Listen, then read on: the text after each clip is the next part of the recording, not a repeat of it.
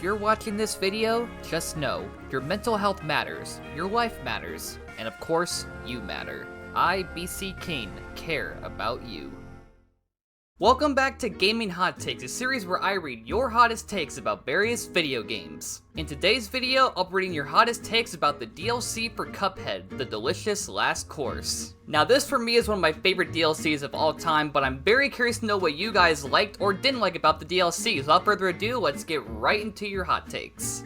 Wait a minute, hold on. Before we start, I gotta give a very special shout out to my sponsor for this video, Fluffle. If you adore anime plushies, graduation plushies, and more, then this website is for you. Use the code BCKing15 to save 15% on your first purchase. And use the link that is in the description. And come on, who wouldn't want one of these things? These things are amazing. Go get yourself a plushie because they're amazing. With that said, now let's get into the video.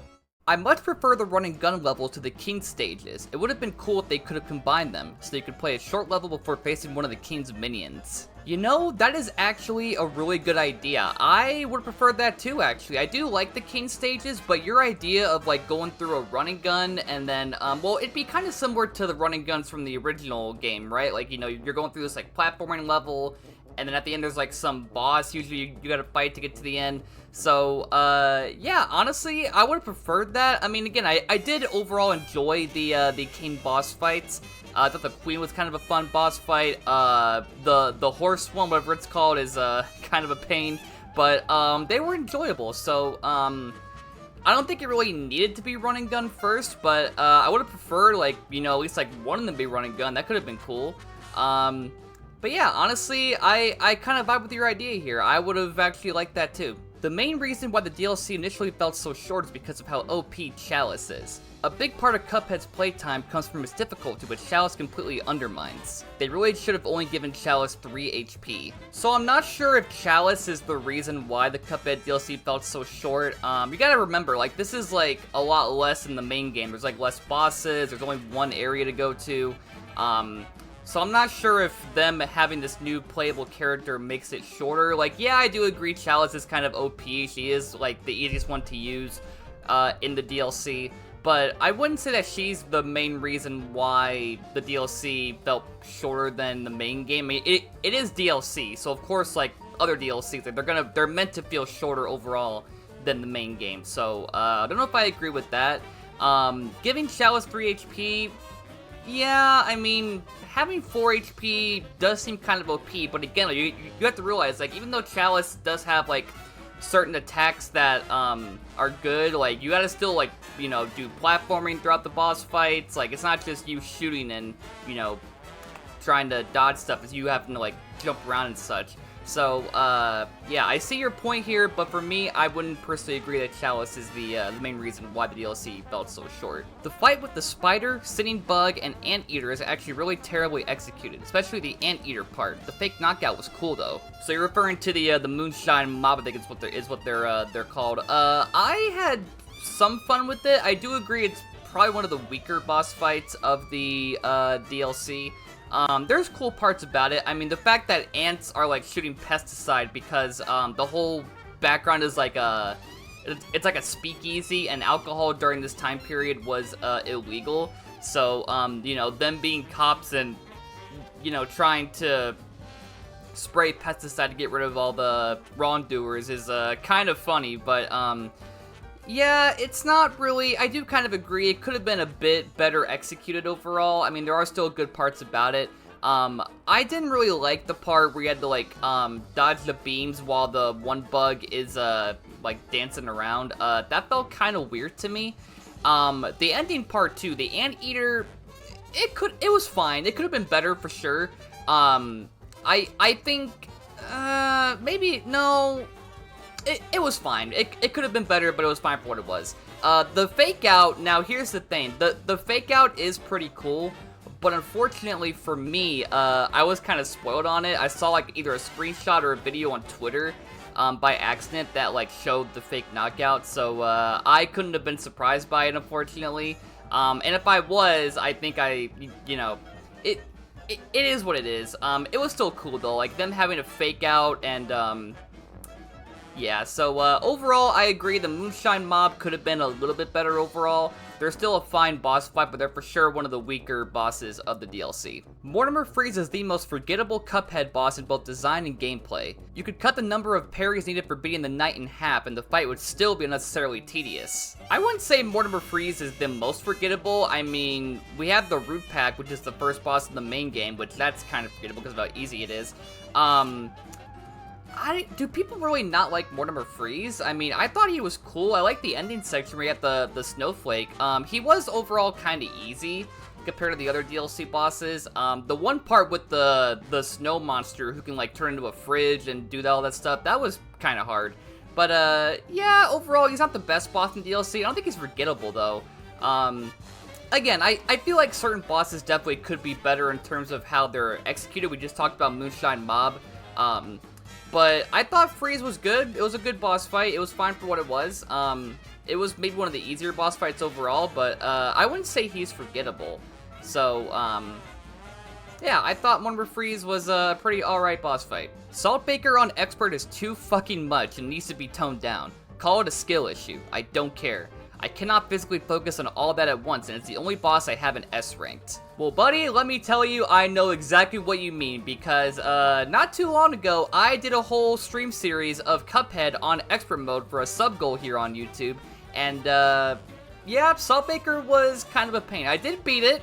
I did beat Cuphead on Expert Mode. I beat, the main game in the DLC, but, Saltbaker was definitely a challenge. I wouldn't say he's the hardest boss on Expert. There are definitely ones that maybe gave me a bit more trouble. But yeah, Saltbaker overall, there's a lot going on, I agree. Like, you got so much to look out for, so much to dodge, so much to just keep your eyeballs on at all times. Especially during that one phase where he like grows giant and you're on his hand and there's like all these things like just shooting at you from all directions.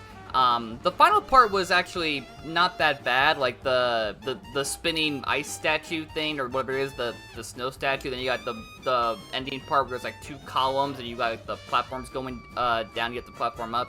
So, I think once you get past the first 2 phases, it's definitely a lot more manageable. But man, those first 2 phases are, yeah, there's something. If you are not good at keeping your eyes on multiple things at once, you're gonna have a bad time with this one, for sure. I feel like the King should have been a secret final boss of the King's Leap. Like, if you beat all the champions without taking damage or something. Ooh, that would have been a cool idea, actually. You know the King that, like, is at the outside of the castle when you're, like, going to each level?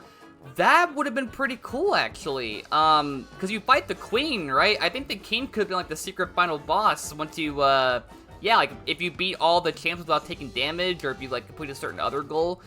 That could have been fire. I'm not sure how his boss fight would have worked.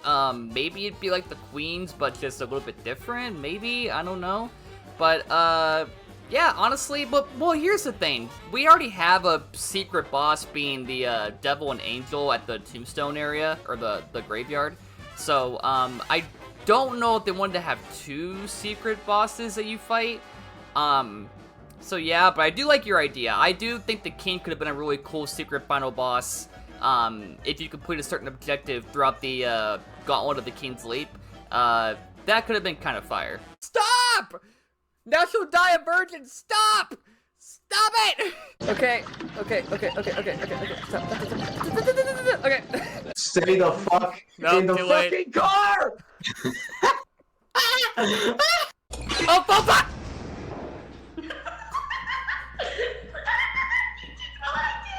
That was a sneak peek of all the content that you might be missing out on by not becoming a YouTube member. When you're a YouTube member, you get so much bonus content such as all my anime watch-throughs, classic content like old Twitch streams, movie watch-alongs, and more. So what are you waiting for? Hit the join button down below, pick the tier you want, and enjoy all the benefits that come with your YouTube membership. If you're already a member, thank you for your support, enjoy your benefits, and now let's get back into the video. Miss Chalice's dodge roll is kind of pointless. I never really find myself using it at all outside of maybe 2 bosses, and it just feels weird to use unlike the smoke dash. Yeah, I tried using the dodge roll. I thought it was fine at first, but once I got like to other bosses, I'm like, you know what? This is not working. The smoke dash is so much better. Like, I appreciate that they wanted to do something new and maybe give people like a new way to dodge attacks, but for me the dodge roll never really landed. Like, again, I thought it was okay at first. I'm like, you know what, it's fine, but like you not being invincible, like when you're dodging, like just really took me out of it, because like the smoke dash can really save you a lot during certain boss attacks when you're like dashing and you're like fully invincible when you're dashing. So not having that through the dodge roll is I think the biggest reason why I kind of just fell off of it. So yeah, I wouldn't say it's pointless. I would say it does work in certain cases with certain boss fights, but if I had to pick one to use through like every boss fight between the dodge roll and the smoke dash, I'd probably go with the smoke dash every single time because of how more effective it is. But yeah, the dodge roll is fine. It's a good move, but yeah, I prefer the smoke dash a lot better. Crack shot is the worst designed shot from a game design standpoint. It removes the challenge of aiming, which is a big part of the game's difficulty, but unlike Chaser, it does just enough damage for casual players to just rely on it through the entire playthrough. So I'm not gonna lie, I am somebody that used the crack shot a lot because of how, you know, effective it was, but yeah, I get your point. Like, it does take away some of the challenge through, like, having to actually aim at the boss and shoot at them. But honestly, you mentioned the Chaser. I'd argue that, too. Like, having to aim backwards and just worry about the platforming. Like, not gonna worry about dodging there. Or actually, like, facing the boss and shooting them. So, I think both actually do take a lot away from the whole challenge of the boss fight sometimes. But I don't think they really, you know, ruin the game or anything. Like, if you want to use them, you can. If you want to have more of a challenge, you end up not using them. So, yeah, I used it just for the sake of having to, like, or wanting to finish my playthrough of the DLC originally. I didn't want to, like, be stuck through, like, you know, 10 parts of it. So, but yeah, I'd be down to, like, you know, play each boss again with not using the crack shot or the Chaser. Again, it's like, if you want to make it easier, you can. Like, it's all up to the player. If you want to have more of a challenge, don't use the crack shot or Chaser. Like, use like the lava or something or whatever else. So it's up to you. If you like it easier going, then there you go. But if you don't, then don't use those and you're good. Mortimer is actually my favorite of the DLC bosses. He literally has no downsides other than not having many parries, which doesn't matter unless you're going for A+ or S. All of his attacks are telegraphed well and work well with one another. Man, I feel like you and the guy earlier who said that, or the gal if you're a woman, the person who said earlier that Mortimer is forgettable, like, you guys should probably meet up and talk about it because, man, I wouldn't say he's my favorite. He's a good boss fight. I think my favorite's probably either Saltbaker just for how challenging it is, or probably, I like the dogfighting one. That was a good one. I like the Glumstone the Giant. That was a fun one. But yeah, you got some good points here. He has no downsides other than not having many parries. I do feel like that's why people maybe don't like him though, is because they like bosses with like a lot of parries to you know, build up your special meter. But yeah, his attacks are cool. I do love when he pulls a fish out of his ass, literally, and like tries to slam you with it. I mentioned the Snowflake final section earlier. That was cool. The snow monster that becomes a fridge and like shoots snowballs at you was fun. So yeah, that's kind of a polar opposite there. We had one person who said he's forgettable and one who says he's their favorite. So yeah, I guess opinions vary with these hot takes sometimes. I don't like the art style. The art style used in the original game is better. Are there different art styles between the two games, like the main game and DLC? I don't know if I even realized that. I thought it was the same art style. If that's the case, like, I thought it was fine. I mean, I don't think it's any, like, different. It's not bad or anything. Is that really true? Did they use different art styles? Well, maybe, because again, this DLC came out, like, what, 5 or so years after the main games? Maybe they, like, have a more improved art style? Like, maybe they, like, did some colors stuff or whatever, I don't know. I thought it was fine. I didn't really notice any difference, so I might just go back and look at it and like do like a comparison. But I thought it was good. I don't think it's bad. I don't think it's any worse than the main game. I think they're both fine. I mean, just having the hand-drawn art style overall is like a huge plus for this game because like it makes animation so clean and awesome to look at. So Yeah, I guess I'll look and see if there's actually different art styles, but if there is, I think both are great. I don't really think one is bad over the other. The DLC was the perfect length, aside from the part where there should have been at least one new running gun. Reason being because it was an entirely new aisle. I don't think that's really the reason why it was a perfect length. I think it's, you know, there's less boss fights, it's more streamlined, I guess. But, yeah, I agree. It was a good length. It didn't really feel too long or too short. It felt like just the right length if you're just going to, like, you know, about it with, like, you know, not dying a whole lot for a lot of people. But, yeah, having a running gun would have been nice. I kind of agree. I did enjoy the running gun levels in the main game. I know someone mentioned earlier that there could have been a thing where they make the King's Leap, a bunch of running guns, followed by those boss fights. Would have been a cool idea, I guess, but, I was fine with there not being any running guns. I mean, the boss fights are all fun, and, you know, I think they really wanted to go all out with, like, the animations especially, because a lot of these animations are pretty damn cool in this awesome hand-drawn art style. So, I think that was their main focus, was like taking the animations from the main game and just really improving them for this DLC with the art style. So, yeah, I agree though. It was definitely a good length for this DLC. Too much RNG. Seriously, a lot of the time you just get screwed by when and where attacks and enemies spawn. I mean, that's literally all of Cuphead, not just the DLC. I am pretty sure a lot of the boss fights in the main game also have a lot of RNG, where you have to, like, dodge a bunch of stuff coming at you. So I don't think that is a problem that the DLC itself has. That's pretty much all of Cuphead. But again, it's what makes it fun, like, you know? It's what makes Cuphead a very challenging game, is that you have to really use your eyeballs and look at all these things that are coming at you from all different directions to beat these bosses. So, I wouldn't say it's too much RNG. I would just say, like, you know, get good.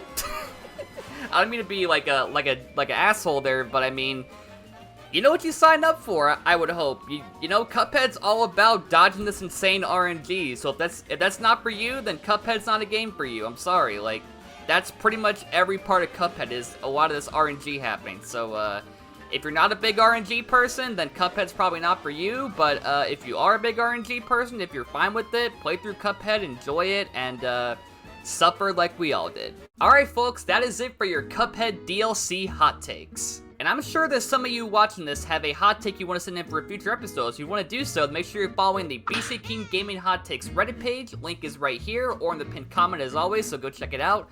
But in the meantime, make sure you guys subscribe, ring the bell, and smash that like button for more hot takes to come in the future. And I will see you guys, as always, in the next one. Goodbye, everybody.